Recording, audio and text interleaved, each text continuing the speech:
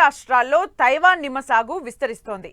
నాటిన ఏడాదిన్నరకే దిగుబడి ప్రారంభం కావడం, మొక్కలకు పెద్దగా ముళ్ళు ఉండకపోవడంతో పాటు చీడపీడలు ఆశించకపోవడంతో చాలా మంది రైతులు తైవాన్ నిమ్మ సాగుకు మొగ్గు చూపుతున్నారు. ఈ కోవలోనే కృష్ణా జిల్లాకు చెందిన ఓ రైతు 3.5 ఎకరాల్లో హై డెన్సిటీ విధానంలో తైవాన్ నిమ్మ సాగు చేశారు. అంతర పంటలుగా బొప్పాయి, పసుపు, ఇతర పండ్ల మొక్కలు నాటి అధిక లాభాలను ఆర్జిస్తున్నారు.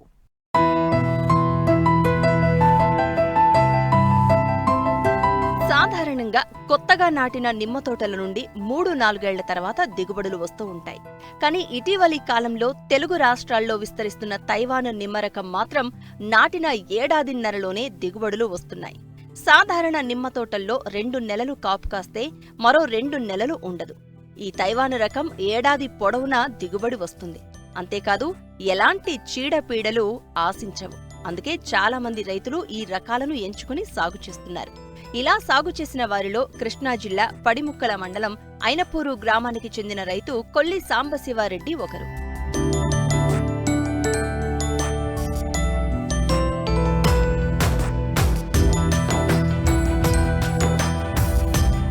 రైతు సాంబశివారెడ్డి తనకున్న 3.5 ఎకరాల్లో గతంలో మెట్ట పంటలు సాగు చేసేవారు. అయితే వయసు మీద పడుతూ ఉండడంతో దీర్ఘకాలిక ఉద్యాన పంటలు వెయ్యాలనుకున్నారు. ఇందుకోసం తైవాను నిమ్మను ఎంచుకున్నారు. ఏలూరు జిల్లాలోని ప్రకృతి క్లోనల్ నర్సరీ నుండి తైవాను నిమ్మ మొక్కలు తెప్పించి హైడెన్సిటీ విధానంలో నాటారు. ఎరువులు, నీటి తడులు డ్రిప్ ద్వారా అందించడంతో మొక్కలు ఆరోగ్యంగా పెరిగి ఏడాదిన్నరకే దిగుబడి ప్రారంభమైంది. వచ్చిన దిగుబడిని స్థానికంగా ఉన్న సూపర్ మార్కెట్లకు అమ్ముతూ అధిక లాభాలను ఆర్జిస్తున్నారు. నేను 3 ఎకరాలన్నరలో తైవాన్ నిమ్మ మొక్కలు పెట్టాను. దానికోసం 10x10 ఎటు చూసినా 10 అడుగుల నుంచి ఎకరానికి 415 మొక్కలు చొప్పున 3 ఎకరాలకి 1400 చిల్లర మొక్కలు పెట్టాను. ఈ తైవాన్ నిమ్మేసి లాస్ట్ జూన్ కాకుండా అంతకుముందు రేపు జూలైకి 2 సంవత్సరాలు అవుతుంది. ఇది దాదాపుగా 18 నెలల నుంచే ఇన్కమ్ రావటం మొదలుపెట్టింది. మొన్న ఫిబ్రవరి నుంచి నిమ్మకాయలకు వస్తాం మొదలుపెట్టాను. ఫిబ్రవరి నెలలో 2 టన్నుల పైన 2 టన్నులన్నర దాకా.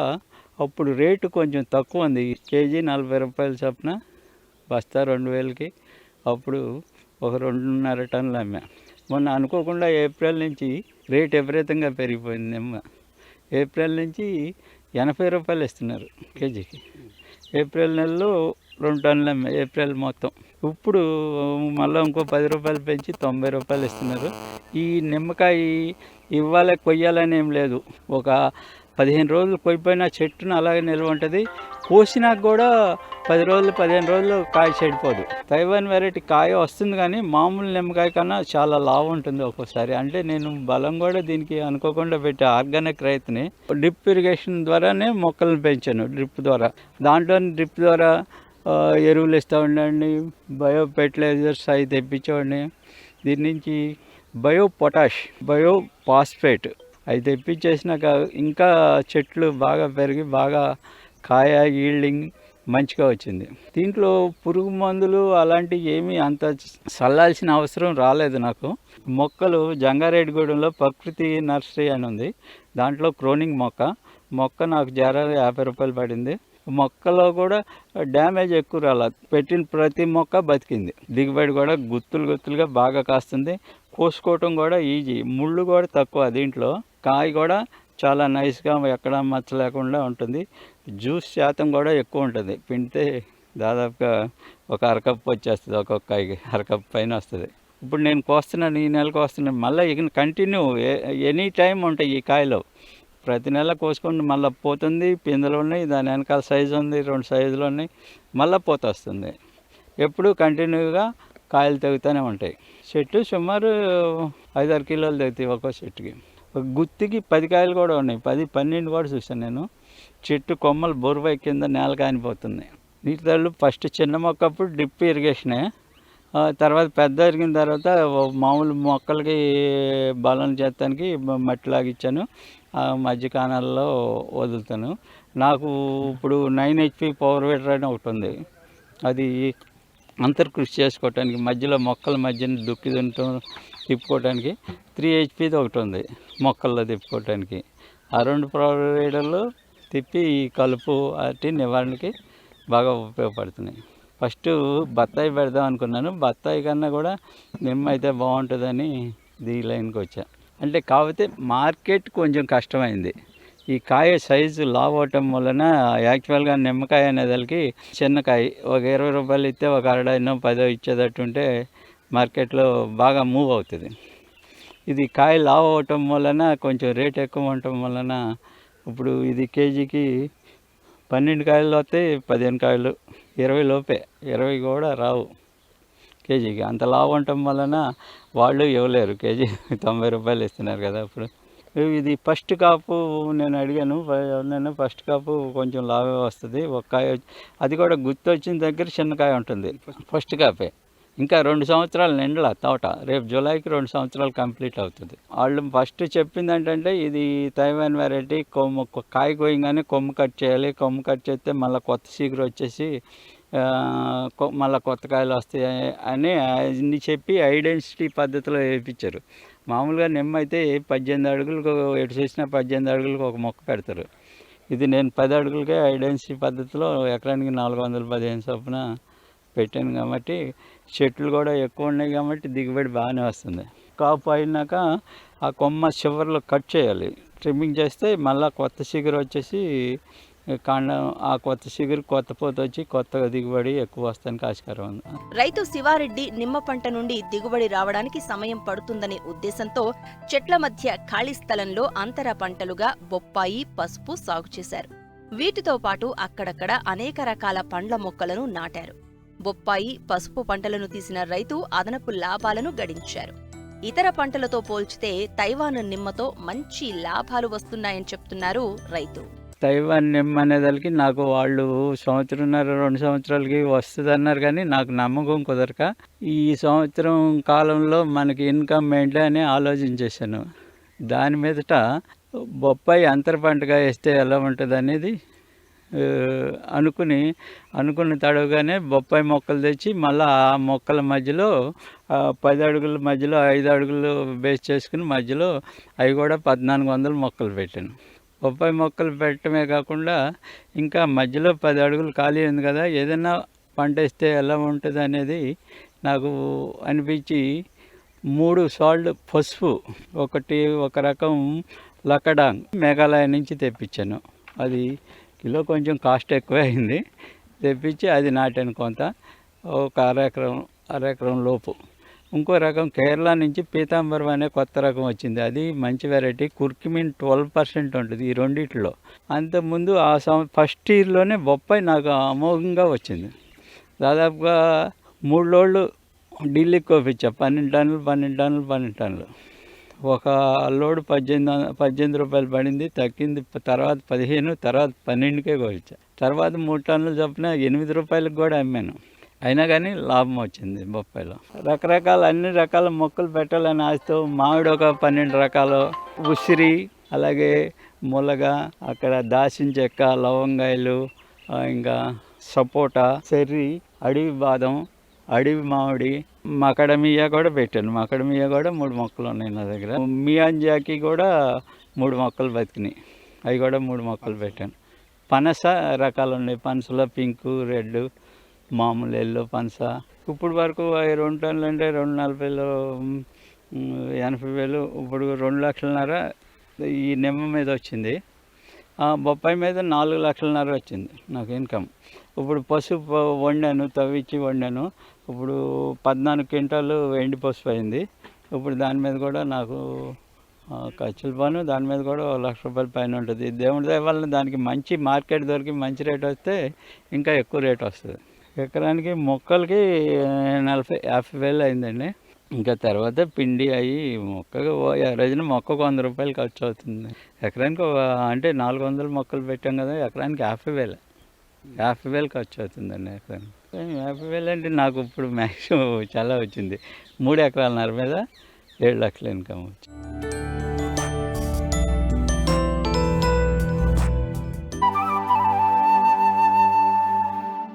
రైతు ఆర్థికంగా నష్టపోకుండా ఉండాలంటే కాలానుగుణంగా పంటలను ఆధునిక పద్ధతుల్లో పండించాలి. అప్పుడు లాభాలను చవిచూస్తారు. ఈ విషయాన్ని గ్రహించిన జగిత్యాల జిల్లాకు చెందిన ఓ యువ రైతు 5 ఏళ్లుగా వ్యవసాయం చేస్తూ మార్కెట్ డిమాండ్ పంటల్ని పండిస్తున్నారు.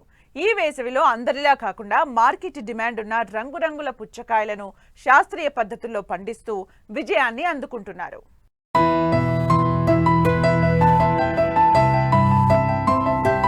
ఎండాకాలం కావడంతో మార్కెట్లో పుచ్చకాయలు విరివిగా కనిపిస్తున్నాయి. వేసవి తాపం నుంచి ఉపశమనాన్ని ఇచ్చే పుచ్చకాయలో ఫైబర్, లైకోపిన్, పొటాషియం, యాంటీ ఆక్సిడెంట్లు, కరోటినాయిడ్స్, vitamin A, B6, C, calcium వంటి పోషకాలు పుష్కలంగా లభిస్తాయి. ఇక ప్రపంచవ్యాప్తంగా ఎన్నో రకాల పుచ్చకాయలను పండిస్తున్నారు. అయితే ఇటీవల మన దేశంలో కూడా ఇలాంటి ప్రయోగాలు చేస్తున్నారు రైతులు. ఇందులో భాగంగానే జగిత్యాల జిల్లా సారంగపూర్ మండలం పేంబట్ల కోనాపూర్ గ్రామానికి చెందిన యువ రైతు బండారి వెంకటేష్ తన పొలంలో పసుపు, ఎరుపు, తెలుపు రంగుల పుచ్చకాయలను పండిస్తున్నారు.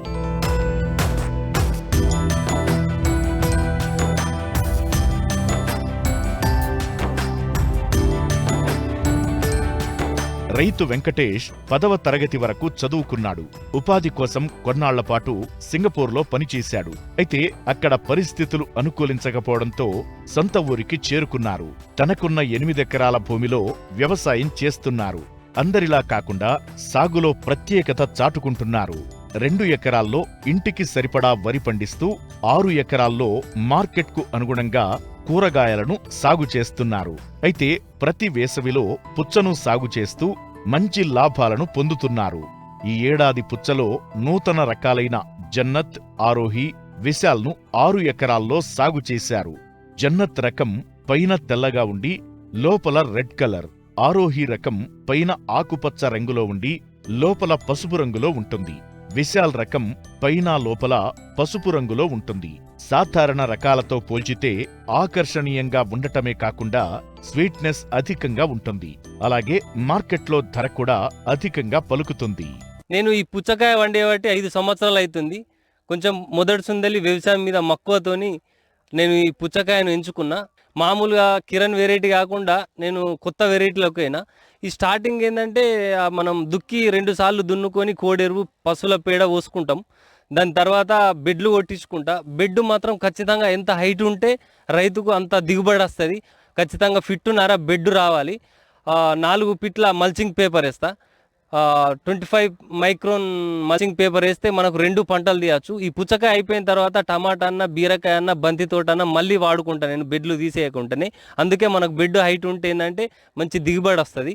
నెక్స్ట్ ఏంటంటే డ్రిప్ ఖచ్చితంగా 100% దీనికి డ్రిప్ అవసరం. ఒక ఎకరానికి డిఏపి ఒక కట్ట వేసుకుంటాం. తర్వాత మనకు విత్తు నాటక ముందే కొంత రైతులు వాటర్ ఇచ్చి ఆ హోల్సులలో ఇత్తు పెడతారు. అది కరెక్ట్ కాదు.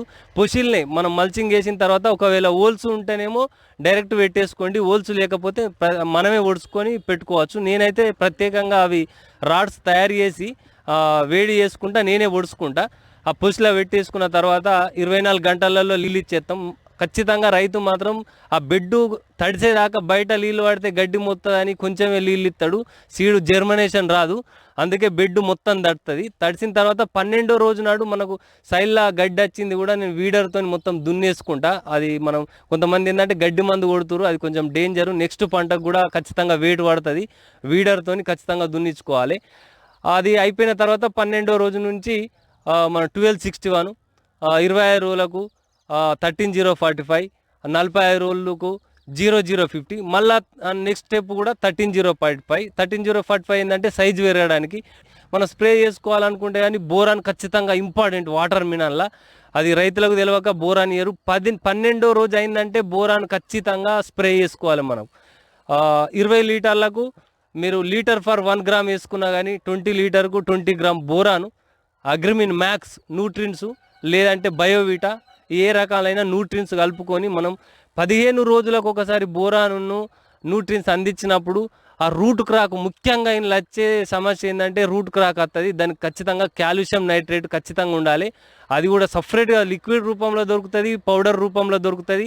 అది కూడా మనం ఇచ్చుకోవచ్చు. వాళ్ళు ఇచ్చుకున్నప్పుడు మన కాయ సైజు కాయ పలగకుంటుంటుంది, ఆ రూట్ కూడా పలగకుంటుంటుంది, చెట్టు ఆరోగ్యంగా ఉంటుంది. త్రిప్స్, మైడ్స్ అనేది మెయిన్ ఇంపార్టెంట్. అది కూడా వచ్చేది పూత దశ, పింద దశలను వస్తుంది. మనం రైతులం ఎప్పుడు స్ప్రే చేసుకున్నా కానీ ఇప్పుడు 12వ రోజు నుంచి వెళ్ళి స్ప్రే స్టార్టింగ్ అవుతుంది. ఎప్పుడు చేసుకున్నా సాయంత్రం 4:30 నుంచి వెళ్ళి 7:30 మధ్యలోనే సాయంత్రం మనం స్ప్రే చేసుకోవాలి. పండుగలు అనేటివి ఇందులో ముఖ్య పాత్ర పోషిస్తుంది. ఏ పంటకైనా కానీ వాటర్ మినరల్ మాత్రం మెయిన్ ఇంపార్టెంట్. దానికోసమని బెల్లం ఒక 2 కిలోలు తీసుకొని 5 కిలోల లీటర్లల్లా మనం నానబోసుకున్నట్టయితే 2 రోజులలో మగ్గుతుంది. మన జనుం సంచులకు అక్కడక్కడ కట్టెలు పెట్టి ఆ జనుం సంచులు దడుపుకుంటూ పెట్టినప్పుడు ఫస్ట్ పూత కనిపించగానే ఆ పని చేసుకుంటే ఆ స్మెల్కు 2 రోజులల్లో తేనెటీగలు అనేది మీకు 100% వస్తుంది. నేను అట్లా ప్రయోగం చేసిన, మస్తు మంది రైతులకు కూడా చెప్పిన. ఈ మన పూత దశలో తీసుకోవాల్సిన జాగ్రత్తలు ఏంటంటే పచ్చ ఉరుగు అనేది బాగా వస్తుంది. అది పూతను తింటుంది, పిందెను. దానికి పురుగు మందులు కొట్టచ్చు. లేదు నేను పురుగు మందు కొట్టా అనుకుంటే మాత్రం సివిఆర్ పద్ధతిలో లోపలి మట్టి పై మట్టి ఆమ్దం నూనె కలుపుకొని వారంకి ఒక రోజు గిట్ట కొట్టుకున్న అయితే మీకు అసలు పచ్చ ఉరుగు అనేది ఉండదు. ముఖ్యంగా ఏంటంటే దీనికి ఎక్కించింది కూడా నేను ఒక కోడెరువు 10 కిలోలు, పెండ 10 కిలోలు. మీ దగ్గర ఉంటే ఆ ఊరొచ్చు, రేరే కొంతమందికి ఇబ్బంది అవుతుందని దొరుకుతుంది. ఈ 3 కలిపి అందులో ఒక 2 కిలోల బెల్లం వేసి 200 లీటర్లల్లా మీరు వారంకి ఒకసారి డ్రిప్పులా వదులుకున్నట్టు 100 లీటర్లు అయితే అందులో న్యూట్రిషన్ ఉంటుంది, బోరాన్ ఉంటుంది, ఐరన్ ఉంటుంది. చాలా మంచిగా పనిచేస్తుంది. ఇవి ఇచ్చుకుంటూ అవి మధ్యలో ఇచ్చుకోవచ్చు, స్ప్రే చేసుకోవచ్చు. చాలా మంచి రిజల్ట్ ఉంటుంది. పుచ్చకాయలు కూడా నేను ఇప్పుడు 3 రకాలు ఈరోజు కటింగ్ చేస్తున్నాను. ఇంకా 2 రకాలు పూత దశలు ఉన్నాయి. బయట ఎల్లో ఉంటుంది ఒకటే రకం, లోపల కూడా ఎల్లో ఉంటుంది. ఇంకోటి బయట గ్రీనెస్ ఆకుపచ్చ ఉండి కూడా మ్యాంగో ఫ్లేవర్ వస్తుంది, మ్యాంగో టైపు, కొప్పడి పండు టైప్ వస్తుంది. అది కూడా ఆల్ ఇండియాలో ఏ రైతు కాదు, అది డెమో వచ్చింది. ఇంకొకటి జన్నత్ రకం, అది లోపల ఫుల్ రెడ్ ఉంటుంది. దాని స్పెషల్ ఏంటంటే పైన తోలు అనేది పతలా ఉంటుంది. స్వీట్నెస్లో పోతే మాత్రం 100% ఉంటుంది. ఇక 4వ రకం ఇప్పుడు పైన గ్రీన్ ఉండి లోపల రెడ్ ఉంటుంది. అది కూడా చాలా బాగుంటుంది. అది సింజంటలో పెట్టిన సింబా, అది కూడా చాలా మంచిగా వచ్చింది. 1 kg మనకు 83,000 రూపాయలు పడుతుంది బయటల్లో లోపలెల్లో. ఈ బయట గ్రీను లోపలెల్లో దానికి 89,000 కేజీ విత్తనాలు పడుతుంది. ఈ జన్నత్ అనేది 73,000 కిలో విత్తనాలు పడుతుంది. 1 కిలో మనం ఎకరంన్నరకు వస్తుంది. రైతు శాస్త్రీయ పద్ధతిలో పంటల సాగు చేపడుతున్నారు. సమయానికి అనుకూలంగా ఎరువులను అందిస్తూ నాణ్యమైన దిగుబడులను తీస్తున్నారు. వచ్చిన దిగుబడులను వ్యాపారులకు అమ్మకుండా తన ట్రాక్టర్లో కాయలను తీసుకెళ్లి చుట్టుపక్కల పట్టణాల్లో అమ్ముతూ అధిక లాభాలను ఆర్జిస్తూ ఇతర రైతులకు ఆదర్శంగా నిలుస్తున్నాడు. 2 కిలోల నుంచి పైకి జన్నత్ మాత్రం టాప్ 1, అది ఎక్సలెంట్ వెళ్తుంది. అది 10 నుంచి 15, 16 టన్నులు వెళ్తుంది. 1 నెంబర్ది మంచిది. అరోహి మంచి సైజు పెద్దగా వస్తుంది. అది 2 నుంచి 4, 6 కిలోల సైజు కూడా వస్తుంది. అది కూడా 12 నుంచి 15 టన్నులు వెళ్తుంది. విశాల్ అనేది కూడా సేమ్ 12 నుంచి 15 టన్నులు, లాస్ట్ 10 టన్నులు వెళ్తాయి ఖచ్చితంగా. ఈ 3 రకాలు నాకు ఇప్పుడు 14 టన్నులు ఒక రకం వెళ్ళింది, 13 టన్నులు ఒక రకం వెళ్ళింది, ఒక రకం 16 టన్నులు వెళ్ళింది. దీన్ని మనం మార్కెట్ ఏంటంటే సొంతంగా చేసుకునేది బెటర్ దెన్. మేము ఏంటంటే ఓన్గా అమ్మే ప్రయత్నంలో చేస్తాను. నేను రైతు టు కస్టమర్ అని 5 సంవత్సరాల నుంచి ఇలానే అమ్ముతున్నా. నేను ఈ ట్రాక్టర్లా ఒక 2 టన్నులకు 1 క్వింటల్ అటు ఇటు మ్యాక్సిమం 2 టన్నులు ఉంటుంది. నా బండి గిట్ట ఆ జగిత్యాల అడ్డ మీద పెట్టిన రోజు 1 క్వింటలు 2 క్వింటాలు ఒక్కొక్క రోజు వాపస్ వస్తుంది. మిగతా రోజులు ఖచ్చితంగా 2 టన్నులు అమ్ముతాను. నేను 2 కిలోల పావు కాయను నేను 2 కిలోలకే తీసుకుంటా. ఎల్లో అనేది 30 రూపాయలకు కిలో అమ్ముతాం, రెడ్ అనేది 25కు జన్నత్ అమ్ముతాం. కిరణ్ వెరైటీ అయితే 20 రూపాయలకు అమ్ముతాం, 15 రూపాయలకు కూడా అమ్ముతాం. ఇక్కడ జైత్యాల, కొరుట్ల, మెట్పల్లి 3 సిటీలల్లా ప్రతిరోజు ఒక ట్రాక్టర్ ఉంటుంది. ఒకవేళ అన్ సీజన్ అంటే ఒక క్రాప్ అందకుంటే 15 రోజులు గ్యాప్ ఉంటుంది. ఇప్పుడు నాది ఒక వారం రోజులు అమ్మిన అనుకోరి, తర్వాత వారం రోజులు వేరే రైతు అమ్ముతాడు, తర్వాత వేరే రైతులు అమ్ముతాడు. మా తోట క్రాప్ అయిపోతుంది. ఇంకా నాకు 2 స్టెప్పులు ఉన్నాయి.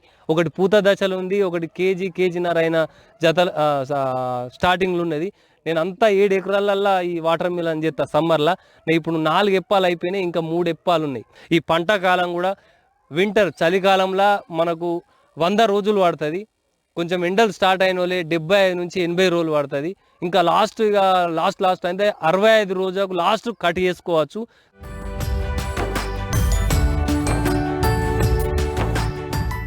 మారుతున్న కాలానికి అనుగుణంగా వ్యవసాయ రంగంలో ఎన్నో రకాల యంత్రాలు, పనిముట్లు అందుబాటులోకి వచ్చాయి. అయితే వాటి ధరలు అధికంగా ఉండటం సన్న, చిన్నకారు రైతులు వాటిని కొనుగోలు చేయలేని పరిస్థితి. ఈ రైతుల కోసం ఓ మెకానిక్ పాత బైక్తో విత్తనం దగ్గర నుండి దుక్కులు, పిచికారీ చేసే పరికరాలను రూపొందించి ప్రశంసలు అందుకుంటున్నారు.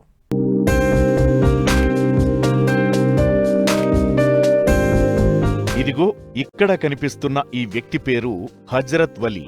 ప్రకాశం జిల్లా జరుగుమిల్లి మండలం ఎడ్లూరుపాడుకు చెందిన వలీ చదివింది 8వ తరగతి మాత్రమే. మెకానిజంపై మక్కువతో బైక్ మెకానిక్గా మారి కుటుంబాన్ని పోషిస్తున్నాడు. చిన్ననాటి నుంచి ఏ పని చేసినా నలుగురికి ఉపయోగపడే విధంగా ఉండాలని ఆలోచించే హజరత్ వలీకి వ్యవసాయంపై ఉన్న మమకారంతో అన్నదాత దుక్కి దున్ని విత్తు నాటే వరకు తక్కువ ఖర్చుతో వ్యవసాయ పరికరాలు తయారు చేయాలన్న ఆలోచనను అమలుపరిచాడు. ఇందుకోసం తనకు తెలిసిన మెకానిక్ పనినే ఎంచుకున్నాడు. పాత బైక్ను ట్రాక్టర్ వలె తీర్చిదిద్దాడు. బైక్ వెనక టైరు తొలగించి దాని స్థానంలో 2 చక్రాలు అమర్చాడు. దాని సామర్థ్యానికి తగ్గట్టుగా గొర్రు, స్ప్రేయర్, విత్తనాలు నాటే పరికరంతో పాటు ట్రాలీని కూడా తయారు చేశాడు. ఏ పరికరం అవసరమైతే అది రైతులే సులువుగా అమర్చుకునేలా కూడా ఏర్పాట్లు చేశాడు. ఇందుకు 20,000 ఖర్చయినట్లు హజరత్ వలీ తెలిపాడు. బైక్ ఇంజన్లు తీసుకొని పొలంలో దున్నేటువంటి మిషన్లు అయితే ఈ విధంగా తయారు చేశాను. తయారు చేసి కలుపు నివారణకి బాగా సులువుగా ఉండే విధంగా నేను తయారు చేసి ఎన్నో మిషన్లు లో కాస్ట్ తక్కువలో చీప్గా నేను అందజేశాను.